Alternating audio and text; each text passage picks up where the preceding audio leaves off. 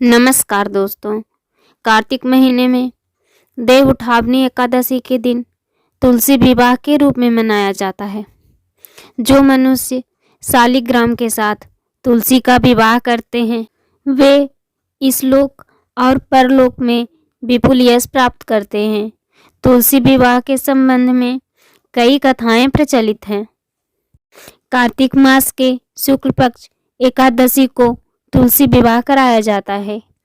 जो स्त्री कार्तिक स्नान करते हैं वे तुलसी जी और शालिग्राम भगवान का विवाह भी करते हैं। एक बार शिव भगवान ने अपना तेज समुद्र में फेंक दिया था। उस तेज से एक महातेजस्वी बालक ने जन्म लिया। वह बालक आगे चलकर जलंधर के नाम से पराक्रमित दैत्य बना। उसकी राजधानी का नाम जलंधर नगरी था। उसका विवाह दैत्यराज कालमनी की पुत्री वृंदा के साथ हुआ।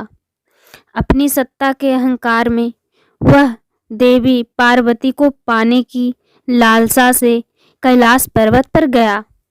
उसने अपनी माया से भगवान शिव का ही रूप धारण कर लिया और पार्वती जी के समीप गया, परंतु पार्वती जी ने अपने योग बल से उसे तुरंत ही पहचान लिया और वह अंतर्ध्यान हो गई। देवी पार्वती ने क्रोधित होकर सारा वृतांत भगवान विष्णु को सुनाया। जलंधर की पत्नी वृंदा एक पतिव्रता स्त्री थी। उसके पतिव्रत धर्म की शक्ति से जलंधर को ना तो कोई मार सकता था और ना ही पराजित हो सकता था। इसलिए जलंधर का नाश करने के लिए वृंदा की पतिव्रता धर्म नष्ट करना बहुत ही जरूरी था। इसी उद्देश्य से भगवान विष्णु एक ऋषि का भेष धारण करके वन में जा पहुंचे, जहां वृंदा अकेली भ्रमण कर रही थी। भगवान श्री हरि के साथ दो मायावी राक्षस भी था, जिन्हें देखकर वृंदा भयभीत हो गई। ऋषि ने वृंदा के सामने पल में ही दोनों राक्षसों को भस्म कर दिया। उनकी शक्ति देखकर वृंदा ने कैलाश पर्वत पर महादेव के साथ युद्ध कर रहे अपने पति जलंधर के बारे में पूछा। ऋषि ने अपनी माया जाल से एक बानर को प्रकट किया और बानर के हाथ में जलंधर का सिर था और दूसरे हाथ में धड़। अपने पति की यह दशा देखकर वृंदा मूर्छित होकर गिर गई। होश में आने पर उन्होंने ऋषि रूपी भगवान से विनती की कि वह उसके पति को जीवित करें।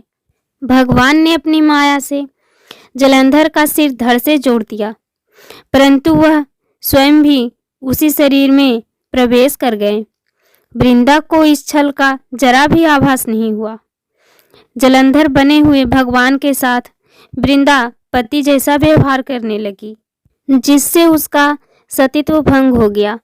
ऐसा होते ही वृंदा का पति जलंधर युद्ध में मारा गया। जब वृंदा को यह सारी लीला पता चली तो उसने कुपित होकर भगवान विष्णु को हृदयहीन शिला होने का श्राप दिया। अपने भक्त के श्राप को विष्णु जी ने स्वीकार किया और शालिग्राम पत्थर बन गए। सृष्टि के पालनहार श्री हरि के पत्थर बन जाने से ब्रह्मांड में अत्यंत संतुलन की स्थिति हो गई। यह देखकर सभी देवी देवताओं ने वृंदा से प्रार्थना की कि वह भगवान विष्णु को श्राप मुक्त करें। वृंदा ने विष्णु जी को श्राप मुक्त करके स्वयं आत्मदाह कर लिया। जहाँ वृंदा भस्म हुई थी वहाँ तुलसी का एक पौधा उगा। भगवान विष्णु ने वृंदा से कहा कि हे वृंदा, तुम अपने सतीत्व के कारण मुझे लक्ष्मी से भी अधिक प्रिय हो। अब तुम तुलसी के रूप में सदा मेरे साथ रहोगी। तब से हर साल कार्तिक मास की शुक्ल पक्ष की एकादशी के दिन तुलसी विवाह किया जाता है।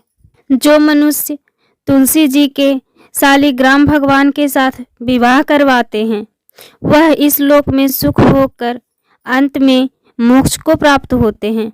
अगर आपको तुलसी जी की विवाह की एक कथा पसंद आए तो कमेंट बॉक्स में जय तुलसी मैया और जय श्री हरि विष्णु अवश्य लिखें।